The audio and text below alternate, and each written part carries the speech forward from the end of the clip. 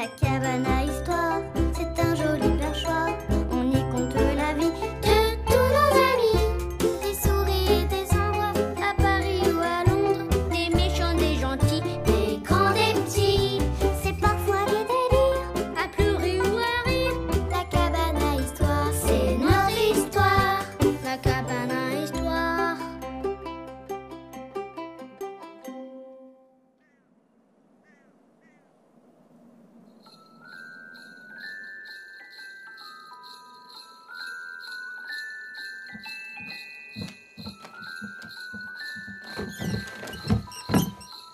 Waouh! Encore des cadeaux!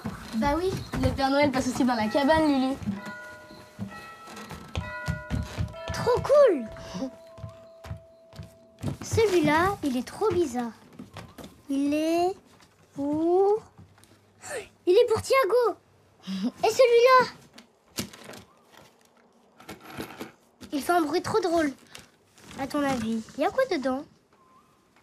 Des billes? Des bonbons? Non! Je sais! Des pièces d'or! Il est pour Jade, Basile, Fanny, Lila. Mais tu te souviens, Lulu, on n'ouvre pas les cadeaux tant que les autres sont pas là.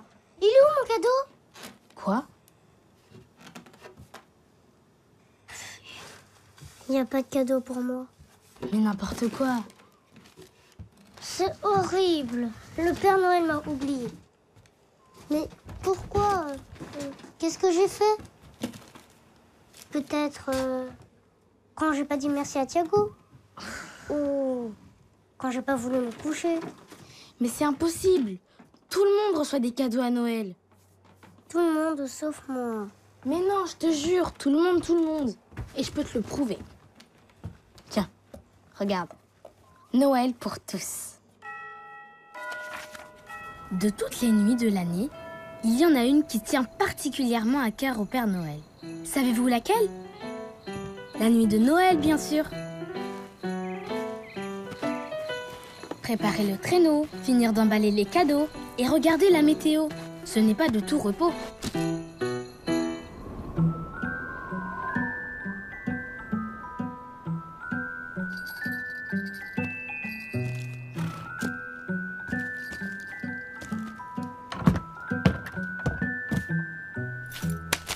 Mais bon.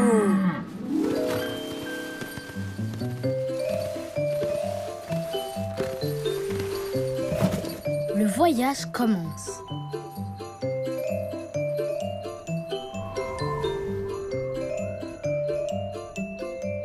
Les enfants du pôle Nord sont les premiers servis. C'est normal, ils habitent à côté de chez lui.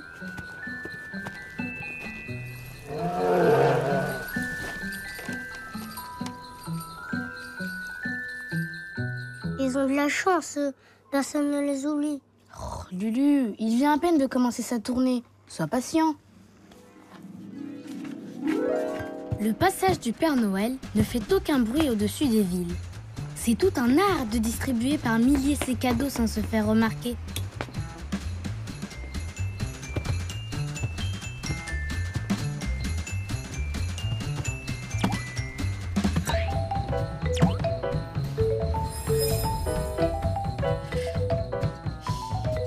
Heureusement, il trouve dans les maisons quelques biscuits et boissons.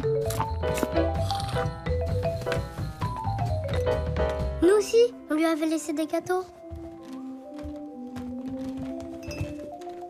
Regarde Lila, il y en a presque plus. Ah oui, j'avais pas vu. C'est le Père Noël, il a tout mangé.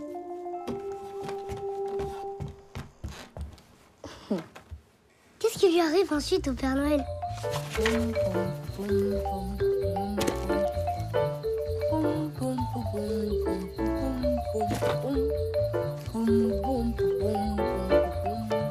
En Afrique, le Père Noël a parfois de drôles de surprises. Oh! Oh là là, oh là là, oh là là, oh là là, oh là là, oh là là, oh là là là là.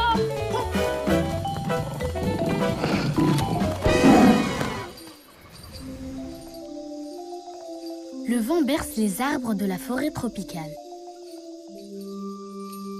En Amérique, le Père Noël vole en toute liberté.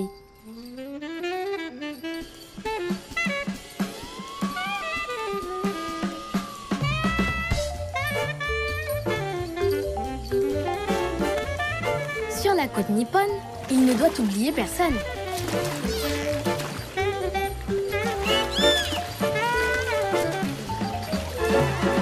Il est trop fort, le Père Noël. Le jour commence à se lever et le soleil pointe le bout de son nez. La tournée est terminée et le Père Noël est bien fatigué.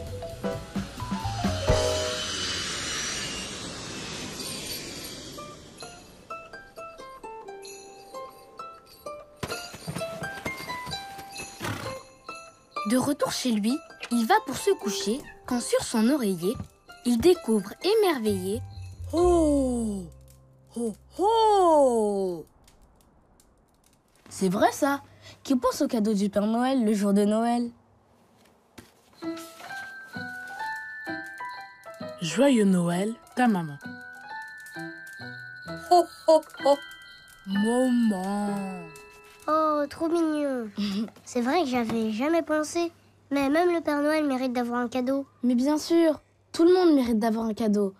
Le Père Noël, toi, moi, même Thiago. C'est vrai, moi aussi. Mais bien sûr, il est forcément quelque part ton cadeau. Yo les gars, regardez ce que j'ai trouvé.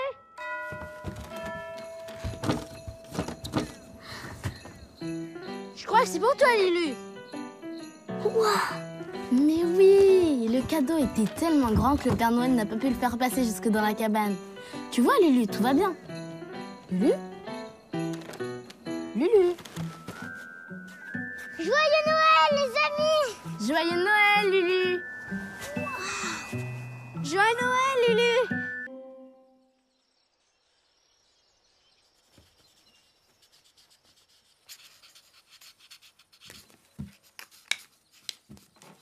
Jade, tu me prêtes un feutre vert, s'il te plaît? Le mien marche plus. Oh, c'est bête, j'ai plus de verre. Salut tout le monde! Couli là! Il pleut dehors? Ben non, pourquoi? Bah, à cause de ton parapluie. C'est pas un parapluie. C'est une ombrelle. Elle appartenait à ma grand-mère quand elle était jeune. Ça sert à quoi une ombrelle? C'est pour se protéger du soleil et de la chaleur. C'est pour ça tous les trous, c'est pour que ça fasse de l'air. Mais non, ça c'est l'usure. Bah alors, ça laisse passer le soleil. Oui, mais Bah ça sert à rien alors. bah c'est pas parce que c'est cassé que c'est inutile. Bah si, comme mon feutre là, il ne sert plus à rien du tout. Faut vraiment tout vous apprendre à vous, hein.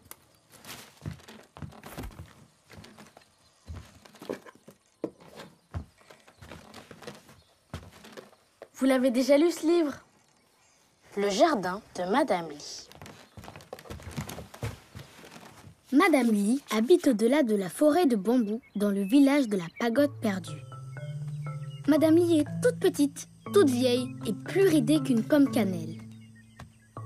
Madame Lee n'est pas riche. Elle ne possède que 2 pots de terre, 2 vieux pots à tout faire. Tous les matins, Madame Lee s'en va, trotte menu sous le ciel gris, remplir ses 2 pots de terre à la rivière du pont qui chante.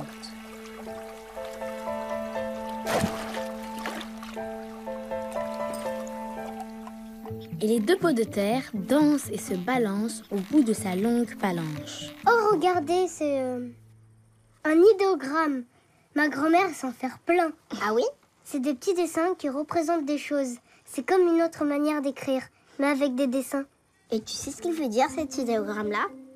Celui-là, il veut dire rivière. Aujourd'hui, Youn l'accompagne et elle saute et elle gambade sur le chemin qui mène à la rivière du pont qui chante. Madame Lee a rempli les pots de terre à la rivière et la tige de la longue palanche plie sous le poids de l'eau. Tandis que Madame Lee avance à petits pas, Youn cueille les fleurs qui bordent le chemin. De grandes fleurs au cœur éclatant comme un soleil. « Regarde, Madame Lee, regarde !» s'écrie Youn. Une goutte d'eau perle sous l'un des pots de terre. Une goutte d'eau, et puis une autre. Je sais, Youn, je sais. Répond Madame Lee sans se retourner. Lorsqu'elles arrivent à la maison de Madame Lee, dans le village de la pagode perdue, le pot fêlé n'est plus qu'à moitié plein.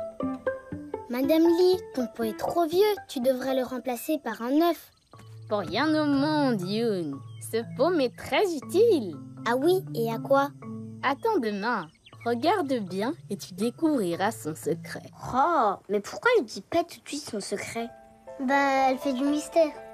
Comme toi avec ton parapluie. Innombrelle, Lulu.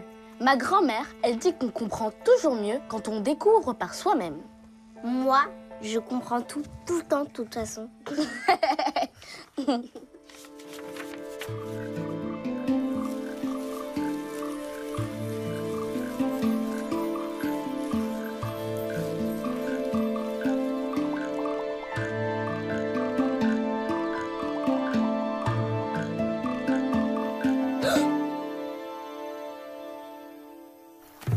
Le lendemain matin, Youn ouvre grand les yeux sur le chemin de la rivière du pont qui chante. Elle voit une libellule bleue qui plane dans le ciel blanc. Et 2 grenouilles vertes qui font un grand saut élastique.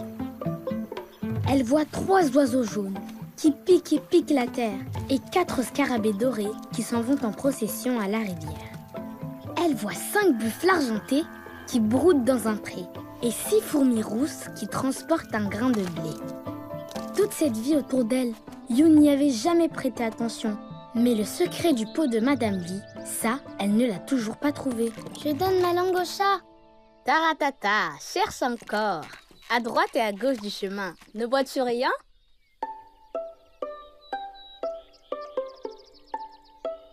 Si, il y a des fleurs d'un côté et pas de l'autre. Les graines, je les ai semées le mois dernier. Dit Madame Lee. Youn applaudit. Et c'est ton vieux pot qui les arrose. Bravo, je te présente mon jardinier. Toutes ces fleurs, c'est lui qui les a fait pousser. Tu vois, Youn, ce n'est pas parce qu'on est vieux et un peu fêlé qu'on ne sert à rien. Attends, j'ai une idée. Si on faisait un trou dans le deuxième pot, juste un tout petit trou, pour avoir des fleurs des 2 côtés du chemin. Ah, d'accord. Les vieux pots cassés de Madame Lee sont utiles. Bah, pas comme ton parapluie. Si tu t'en sers pas pour le soleil, tu t'en sers pour quoi alors? Comme une canne de pirate? Je suis pas une mamie, j'ai pas besoin de canne. Ou comme un cerf-volant? Bah si, vous savez, on attache une corde à la toile et ça s'envole quand il y a du vent. Bien vu, Lulu, mais ce n'est toujours pas ça. Allez, dis-nous. Lila, non, n'éteins pas la dernière lampe. Le noir, ça me fait peur.